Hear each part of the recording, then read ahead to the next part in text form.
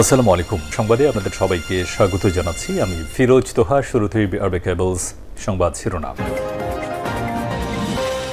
বাংলাদেশের সর্বশেষ গুরুত্বপূর্ণ আপডেট সংবাদে আপনাকে স্বাগত। শুরুতেই সংবাদ শিরোনাম, পরে বিস্তারিত। প্রথমেই জানাবো, স্বরাষ্ট্রমন্ত্রী সহ অনেকেই মাদক ব্যবসার সঙ্গে জড়িত বললেন নাসির উদ্দিন পাটোয়ারি। সরকারকে বলছি, মুজিববাদী সংবিধানের পাহারাদার হবেন না, জনগণের সংবিধানের পাহারাদার হন। স্বরাষ্ট্র মন্ত্রণালয়ের কঠোর সমালোচনা করে তিনি বলেছেন যে স্বরাষ্ট্রমন্ত্রী সহ অনেকেই মাদক কারবার এবং ব্যবসার সঙ্গে জড়িত। আজ জয়পুরহাট শহরের শহীদ ডাক্তার আবুল কাশেম ময়দানে আয়োজিত দেশ গড়তে জুলাই পদযাত্রার জাতীয় নাগরিক পার্টি এনসিপির মুখ্য সমন্বয়ক নাসির উদ্দিন পাটোয়ারি এসব কথা জানিয়েছেন। এরপর জানাবো, ডিসেম্বর আত্মসমর্পণের মাস, ডিসেম্বরেই সবাই আত্মসমর্পণ করে, হাসিনাকে উদ্দেশ্য করে বললেন নাহিদ ইসলাম। জুলাই গণ অভ্যুত্থানে ক্ষমতাচ্যুত সাবেক প্রধানমন্ত্রী শেখ হাসিনা দেশে ফিরলেও তার মৃত্যুদণ্ডের রায় কার্যকর করা হবে বলে মন্তব্য করেছেন জাতীয় সংসদের বিরোধী দল চিফ হুইপ ও জাতীয় নাগরিক পার্টি এনসিপির আহ্বায়ক নাহিদ ইসলাম। তিনি বলেছেন যে শেখ হাসিনা যদি দেশে ফেরত আসতে চায় তাহলে ডিসেম্বরে আত্মসমর্পণের মাস, ডিসেম্বরে আসলে জানুয়ারিতেই ফাঁসির রশিতে ঝোলাতে হবে। এদিকে বন্যার পানি নামতেই সামনে এলো ভয়াবহ ক্ষয়ক্ষতির চিত্র। দেশের উত্তর পূর্বাঞ্চল ও উত্তরাঞ্চলের নদ নদীর পানি কমতে শুরু করায় বন্যা পরিস্থিতি উন্নতির আভাস মিললেও নতুন করে প্লাবিত হচ্ছে মৌলভীবাজার ও হবিগঞ্জের নিম্নাঞ্চল। একই সাথে দেশের দক্ষিণ পূর্ব ও উত্তর পূর্বাঞ্চলের বন্যা কবলিত জেলাগুলো থেকে পানি নামার সাথে সাথে বেরিয়ে আসছে ক্ষয়ক্ষতির চিহ্ন। এই বন্যায় এ পর্যন্ত ৫৪ জনের প্রাণহানির খবর পাওয়া গেছে। এবারে জানাবো, পার্বত্য চট্টগ্রামে সেনাবাহিনী মাঠে থাকলেও পায়নি নগদ বরাদ্দ। সাম্প্রতিক ভয়াবহ বন্যা এবং পাহাড়ি ঢলে রাঙামাটি, খাগড়াছড়ি ও বান্দরবানের দুর্গম জনপদে যখন হাজার হাজার মানুষ খাদ্য ও আশ্রয় সংকটে দিন কাটাচ্ছে, তখন উদ্ধার ও ত্রাণ কার্যক্রমে সবথেকে বেশি সক্রিয় ভূমিকা পালন করেছে বাংলাদেশ সেনাবাহিনী। নৌকা এবং ট্রাক ও হেলিকপ্টারের মাধ্যমে দুর্গম এলাকায় খাদ্য ও জরুরি সহায়তা পৌঁছে দেওয়ার দৃশ্য প্রতিনিয়ত সামাজিক যোগাযোগ মাধ্যম এবং গণমাধ্যমে উঠে এসেছে। তবে পার্বত্য চট্টগ্রাম বিষয়ক মন্ত্রণালয় ২০২৫-২৬ অর্থবছরের বরাদ্দে সরকারি নথিতে দেখা গেছে যে সেনাবাহিনীর জন্য কোনো টাকা বরাদ্দ দেওয়া হয়নি। এবং সর্বশেষ জানাবো, কুয়েত এবং জর্ডানে মার্কিন ঘাঁটিতে ইরানের ভয়াবহ হামলা। কুয়েত এবং জর্ডানে অবস্থিত মার্কিন সামরিক ঘাঁটি লক্ষ্য করে বড় ধরনের হামলা চালিয়েছে ইরানের বিপ্লবী গার্ড বাহিনীর সদস্যরা। কুয়েতের ঘাঁটিতে ক্ষেপণাস্ত্র এবং ড্রোনের যৌথ হামলা এবং জর্ডানের ঘাঁটিতে ড্রোন হামলা চালানো হয়। ইরানের পৃথক দুটি সামরিক বাহিনী এই তথ্য নিশ্চিত করেছে। কুয়েতের আলী আল সালেম বিমান ঘাঁটিতে মার্কিন বাহিনীর উপর হামলা চালানোর দাবি করেছে ইরানের ইসলামী বিপ্লবী গার্ড কোর আইআরজিসির সদস্যরা। প্রিয় দর্শক, এতক্ষণ শুনছিলেন সংবাদ শিরোনাম, এবারে বিস্তারিত। তবে তার আগে বন্ধুরা, অনুরোধ থাকবে এই সংবাদটিতে একটি লাইক দিন। এই চ্যানেলে আপনি নতুন হয়ে থাকলে আমাদের সংবাদটি দেখতে দেখতে চ্যানেলটি সাবস্ক্রাইব করে রাখুন। কমেন্ট করে বন্ধুরা আপনার মূল্যবান মতামত জানিয়ে দিন আপনি বিশ্বের কোন দেশ থেকে বা বাংলাদেশের কোন স্থান থেকে আমাদের সংবাদটি দেখছেন এবং শুনছেন। আর বন্ধুরা, সংবাদটি আপনার সোশ্যাল মিডিয়া ফেসবুকে শেয়ার করে বন্ধুদেরও দেখার সুযোগ করে দিন। গাজা যুদ্ধে আপনি যদি নিরীহ ফিলিস্তিনিদের ভালোবেসে থাকেন বন্ধুরা, কমেন্টে ইয়েস লিখে পুরো বিশ্ববাসীকে আমাদের এই তাজা আপডেটটি দেখার সুযোগ করে দিন। এবারে বিস্তারিত। স্বরাষ্ট্রমন্ত্রী সহ অনেকেই মাদক ব্যবসার সঙ্গে জড়িত বললেন নাসির উদ্দিন পাটোয়ারি। সরকারকে বলছি, স্বরাষ্ট্রমন্ত্রী সালাউদ্দিন আহমেদের বিষয়ে খোঁজ খবর নিন, কারণ তিনি স্বরাষ্ট্রমন্ত্রী নিজেই মাদক ব্যবসার সঙ্গে জড়িত। আজ রাতে জয়পুরহাট শহরে শহীদ ডাক্তার আবুল কাশেম ময়দানে আয়োজিত দেশ গড়তে জুলাই পদযাত্রায় তিনি এসব কথা জানিয়েছেন।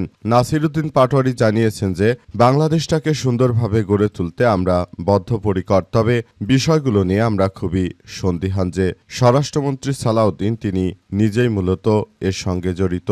মাদক কারবার সহ বিভিন্ন কর্মকাণ্ড আমরা চট্টগ্রাম হয়ে বাংলাদেশে ঢুকতে দেখি, সুতরাং কোনোভাবে সালাউদ্দিন কিন্তু দায় এড়িয়ে যেতে পারবেন না। তিনি আরও জানিয়েছেন যে স্বরাষ্ট্রমন্ত্রী সালাউদ্দিন তিনি সব সময় দেশটাকে ধ্বংসস্তূপে পরিণত করার জন্য যে ষড়যন্ত্র চক্রান্ত শুরু করেছেন সেটা কোনোভাবেই গ্রহণযোগ্য নয়। স্বরাষ্ট্রমন্ত্রী তিনি ভারতের তাবেদারি করছেন উল্লেখ করে নাসিরুদ্দিন পাটোয়ারি জানিয়েছেন যে এই স্বরাষ্ট্রমন্ত্রী শিলংয়ে খুব আরামায়েশের জীবনযাপন করেছে। ২৪-এর গণঅভ্যুত্থানের পর দেশে এসে এখনও তার ভারত প্রীতি যায়নি। তিনি আরও জানিয়েছেন যে বিষয়গুলো আমরা গভীরভাবে পর্যবেক্ষণ করছি। তার মতো ব্যক্তিত্বের হাতে রাষ্ট্রকাঠামো কখনোই আসলে সঠিক থাকতে পারে না বলে উল্লেখ করেছেন নাসিরুদ্দিন পাটোয়ারি। তিনি আরও জানিয়েছেন যে সবাইকে এখনই এসব বিষয় নিয়ে খুব গুরুত্ব সহকারে কার্যক্রম চালিয়ে যেতে হবে। যদি স্বরাষ্ট্রমন্ত্রী তার জায়গা থেকে দেশের জনগণের জন্য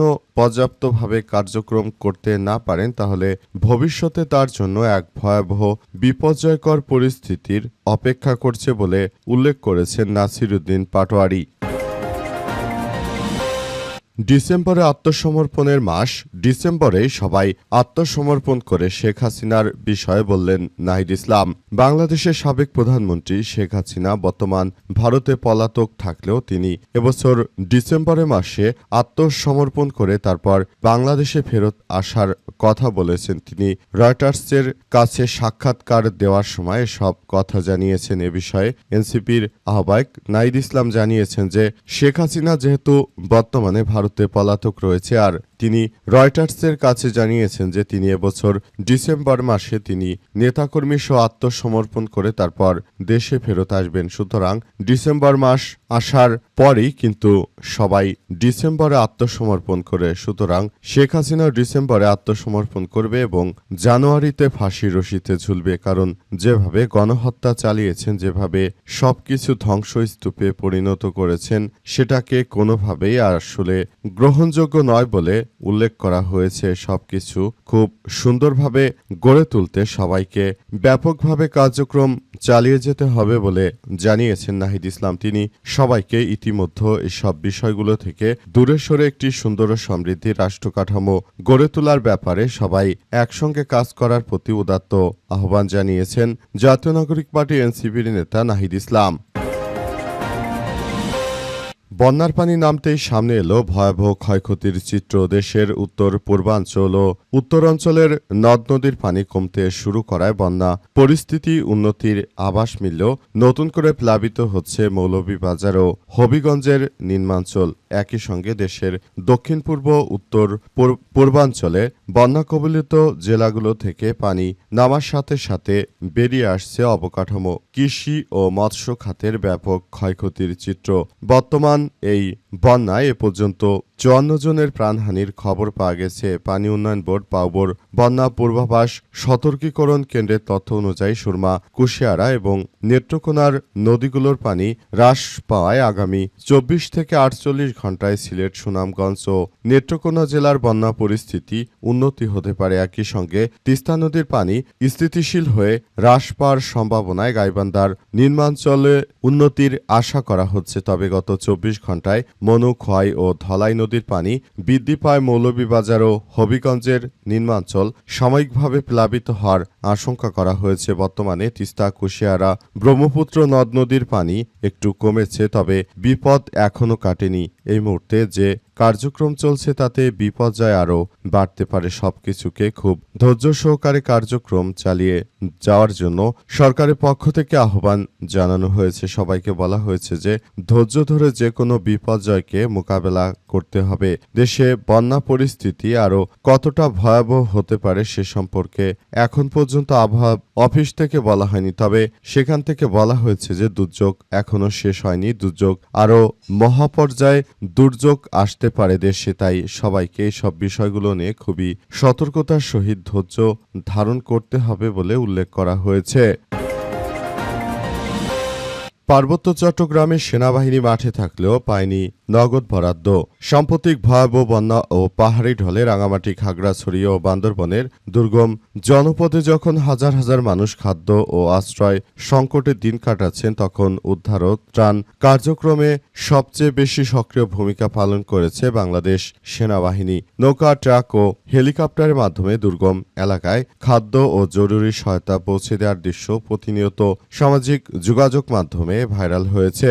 মাঠে সবচেয়ে বেশি সক্রিয় ভূমিকা পালন করেছে বাংলাদেশ সেনাবাহিনী। গত 7 জুলাই জারি করা মন্ত্রণালয়ের বরাদ্দ সংক্রান্ত ওই নথি অনুযায়ী অর্থ মন্ত্রণালয়, পার্বত্য চট্টগ্রাম বিষয়ক মন্ত্রণালয়ের অনুকূলের ত্রাণ বা টিআর খাতে 53,800 টন চাল, 30,000 টন গম এবং 9 কোটি টাকা নগদ বরাদ্দ দিয়েছে 3 পার্বত্য জেলার সরকারি মঞ্জুরি আদেশের মাধ্যমে এই বরাদ্দ ছাড় করা হয়েছে।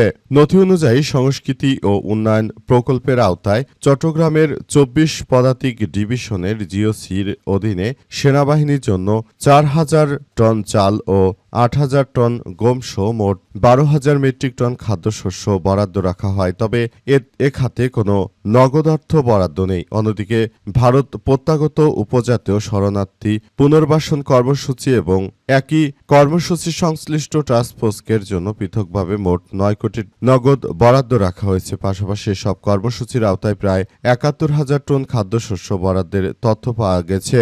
বরাদ্দের তালিকা অনুযায়ী বিশেষ প্রকল্প কর্মসূচির আওতায় পার্বত্য জেলা পরিষদ, আঞ্চলিক পরিষদের চেয়ারম্যান ও জেলা প্রশাসকদের অনুকূলে 19,725.307 টন চাল এবং 5,652 টন গম বরাদ্দ রাখা হয়েছে।